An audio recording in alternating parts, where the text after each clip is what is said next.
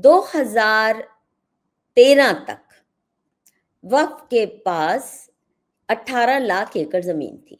यानी 1913 से, ये पार्लियामेंट में कहा होम मिनिस्टर ने, 1913 से 2013 तक 100 साल में उन्होंने 18 लाख एकड़ जमीन हथियाई। और पाकिस्तान में जो ले गए मुसलमान, उसकी कहानी मत पूछो, बांग्लादेश बना वो मत पूछो। ये हिंदुस्तान के अंदर तथाकथित हिंदू मेजॉरिटी मुल्क में इतने 18 लाख एकड़ उन्होंने हथियाई 100 साल में। और पिछले 12 साल में या 11 साल में 21 लाख एकड़ एडिशनल हो गई। मेरा मानना है कि सबसे पहले तो इनकी होनी चाहिए पेशी, पब्लिक हियरिंग होनी चाहिए। बताइए हमें कहां से आई, कैसी ये जमीन थी, क्या ये सरकार ने दी? ये जैसे नई नई मस्जिद बनाने के लिए, नए नए मदरसे बनाने के लिए, अभी अयोध्या में भी कितने एकड़ जमीन इन्हें दी गई। तो ये आई कहां से? 21 लाख छोटी रकम नहीं होती है, किसी ने पूछा तक नहीं। एकाएक 10 साल में कैसे हो गया ये? सबसे बड़ा तो अहम सवाल ये है। और अब ये जो जिस तेजी से, अगर इन्होंने बीजेपी के शासनकाल में इतनी ज्यादा तेजी से प्रॉपर्टी हथिया ली, and it is the third largest land owner. कितने मिनी पाकिस्तान बना लिए इन्होंने, कितने मिनी पाकिस्तान बना लिए इन्होंने पूरे हिंदुस्तान में। और ये सिर्फ ये नहीं है कि यहाँ जमीन है वहां जमीन है, स्ट्रेटेजिक खरीदते हैं बड़े बड़े मंदिरों के आसपास उनको घेरने के लिए।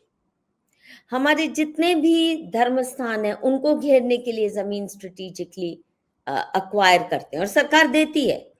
इनमें से तो बहुत, मेरा मानना है, ये लैंड ग्रांट्स होंगी, सरकार से ली गई होंगी किसी न किसी बहाने से, और फिर उसको वक्फ में ट्रांसफर कर दिया गया। तो ये सवाल जब तक पूछा नहीं जाता और उसका जवाब नहीं मिलता तो असली डायनामिक्स मुझे लगता है समझ नहीं आएंगे। दूसरा जो मेरे दिमाग में तो ये क्या बोलते हैं, बार बार ये बात कटोच रही है। अगर आप देखिए एंटी सीएए को लेकर मुस्लिम समाज, जहां की ऐसे ही बच्चा सा एक्ट था, कोई उसमें एक मुसलमान जो इस देश का बाशिंदा है या जिन्होंने झूठी नागरिकता भी ले ली है, उसका कोई नुकसान नहीं होने वाला था। केवल वो बेचारे 35,000 हिंदू पाकिस्तान या बांग्लादेश से जो उजड़ के आए थे, सिख भी उनमें, ईसाई भी शामिल, उनको नागरिकता देने का था। उसके बावजूद इन्होंने कितना फसाद मचाया। 1.5 साल तक इन्होंने पूरा हाईजैक करके रखा दिल्ली को भी, और जगह जगह कितने आंदोलन और दंगे और क्या क्या नहीं किए। अच्छा, वक्फ को लेके जहां इनको असर तो पड़ने ही वाला है, बार बार कहते हैं मुसलमान समुदाय के नेता कि हम इसको स्वीकार नहीं करेंगे, खून की नदियां बह जाएंगी, ये हो जाएगा, हमें मान्य नहीं है, सरकारी हस्तक्षेप है। पर देखिए 10 लोग भी सड़कों पे उतर के नहीं आ रहे। बहुत बड़ा पॉइंट आपने नोट किया, बिल्कुल सही बात। ओके, नहीं आए तो इसका मतलब है कि ये जो शोर शराबा हो रहा है ओवैसी द्वारा और बाकी इनके छुटपुटे बड़े छोटे नेताओं द्वारा, ये शोर शराबा ये ऑर्केस्ट्रेटेड है। ये बिल्कुल उसी तरह से ऑर्केस्ट्रेटेड है जैसे मोदी को एक तरफ से हिंदू हृदय सम्राट बनाया, गुजरात के दंगों का दोषी मान के हिंदुओं को बताया, देखो पहली बार कोई आया जिसने आपको बचाया मुसलमानों से और उनको सबक सिखाया। और दूसरी तरफ आप स्वयं जानते हैं, और मैंने डॉक्यूमेंट भी अच्छे से किया है, कि जिस कदर मोदी जी घुटने टेक के बैठे थे मुसलमान समाज के सामने गुजरात में, ये डीप स्टेट का प्री ऑर्केस्ट्रेटेड ड्रामा था कि हम तुम्हें मर्दे मुजाहिद एक तरफ मुसलमानों के लिए तुम्हें बनना है, वो असली तुम्हारा रोल है, और हिंदू हृदय सम्राट बनाने का श्रेय बस इससे होगा कि हम तुम्हें कहेंगे ये तो हिटलर है, फांसीवादी है, ये मुसलमान विरोधी है, इसने मुसलमानों की जेनोसाइड करवाई वगैरह वगैरह।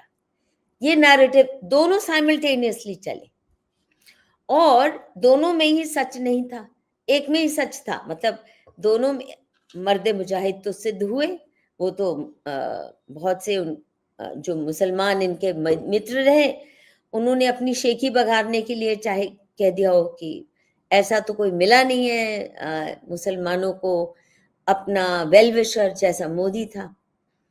तो वो इनएडवर्टेंटली बातें उनके मुंह से निकल गई। पर अभी जो है मुझे लगता है ये पूरी तरह से ये भी ऑर्केस्ट्रेटेड ड्रामा है कि मुस्लिम तुम्हें गाली देते रहेंगे, हम नहीं टॉलरेट करेंगे, ये है, ये वो है, लेकिन पास होने देंगे। और इसकी बुनियादी वजह ये है कि एक रिसर्जेंस जो हो रहा है हिंदुओं में, जब से वक्फ एक्ट के बारे में सोशल मीडिया के माध्यम से हिंदुओं को जानकारी उपलब्ध होनी शुरू हुई कि इसमें क्या क्या अंधेरगर्दी है, कितना लुटेरा एक्ट है, कितना लॉलेस एक्ट है। किसी की भी प्रॉपर्टी को क्लेम कर दो, मेरे घर में घुस के आके मेरी बाल खींच के मुझे बाहर निकालो और को ये तो वक्फ प्रॉपर्टी है, मैं कुछ नहीं कर सकती, उनका डिसीजन फाइनल है। और ये भी कहाँ हिंदुओं को मालूम था कि जो वक्फ एक्ट है उसके तहत मुसलमानों के पास एक पैरेलल सिस्टम ऑफ गवर्नेंस था, पैरेलल सिस्टम ऑफ गवर्नेंस जिसका मकसद था लूट लाइसेंस। वक्फ act is a loot licence.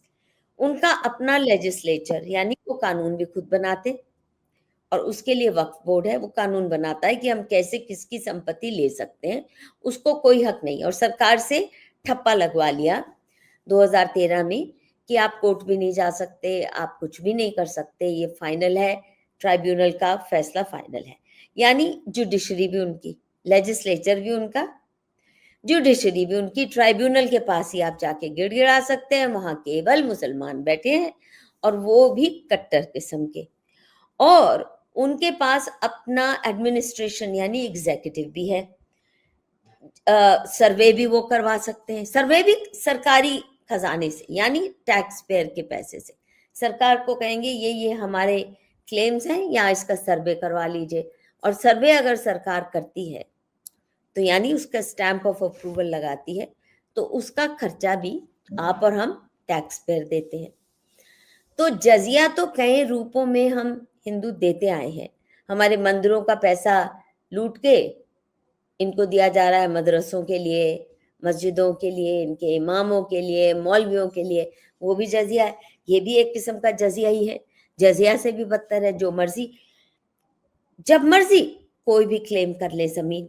जैसे हिम्मत देखिए ना कि 77% दिल्ली की जमीन कहते हैं हमारी है और कोई जरूरत नहीं उन्हें प्रूव करने की, हमारी है। और ओरल भी किसी ने कह दिया ये जी वक्फ की प्रॉपर्टी थी, फला फला ने जबानी हमको दे दी थी, बस बहुत है, और उसके अलावा कुछ कहने की जरूरत नहीं। तो यानी इन्होंने कितने लाखों को बेघर किया होगा। तो हम एक एक तरफ सोचते हैं जब कि पाकिस्तान बनने के वक्त कितने लाखों करोड़ों उजड़े, बेघर हुए। ये वक्फ एक्ट तो हिंदुस्तान के अंदर मिनी पाकिस्तान बन रहे थे, यहाँ भी उजाड़ा ना, हिंदुओं को ही उजाड़ा। एक तरफ सरकारी भूमि, जंगल के जंगल कब्जे कर लेते हैं एक नकली सी मजार बना के। कोई पब्लिक जगह हाई कोर्ट भी कहते हैं क्योंकि वहां भी एक कब्र बना दो, और कोई ये तो थी हमारी कब्रिस्तान थी या जो भी थी। तो इनके कानून भी ये बनाए, इनकी जुडिशरी भी, इनके पास पुलिसिंग भी इनके पास है, और सरतन से जुदा करने की पावर भी इनके पास है, एग्जीक्यूटिव भी इनके पास है, और कोर्ट अदालत में जा नहीं सकते। अब इसके खिलाफ जो एक रोष हिंदू समाज में संदीप भैया पैदा हो रहा था, गुस्सा बढ़ रहा था, अब उस गुस्से को कैसे शांत करना है, उस ज्वाला पे पानी फेंकना है, उस जलती हुई आग को बुझाने का काम और क्रश करने का काम जो गुजरात में भी किया, आप जानते ही हैं, मोदी जी ने हिंदू रेजिस्टेंस जो होती थी, रिटेलिएटरी पावर होती थी, कंप्लीटली खत्म कर दी। अब हिंदू कहीं रिटेलिएट करता है, सरकार और पुलिस उसको पीट डालती है। पहले कभी नहीं होता था। रिटेलिएट जब हिंदू करता था तो माना जाता था कि ठीक है, तुमने, मुसलमानों ने शुरू किया तो अब भुगत लो, अब कुछ दिन तुम भी झेल लो। अब ये रिटेलिएशन तो क्या, सेल्फ डिफेंस की पावर भी नहीं है, सेल्फ डिफेंस की पावर भी नहीं है। लोग कहते हैं why you taking law into your own hands, मेरी बेटी को खींच के ले जा रहे हैं और मैं अगर गोली चला दूं तो कहेंगे why did you take law into your own hands, police को बुलाते ना, एफआईआर दर्ज कराते ना, वगैरह वगैरह।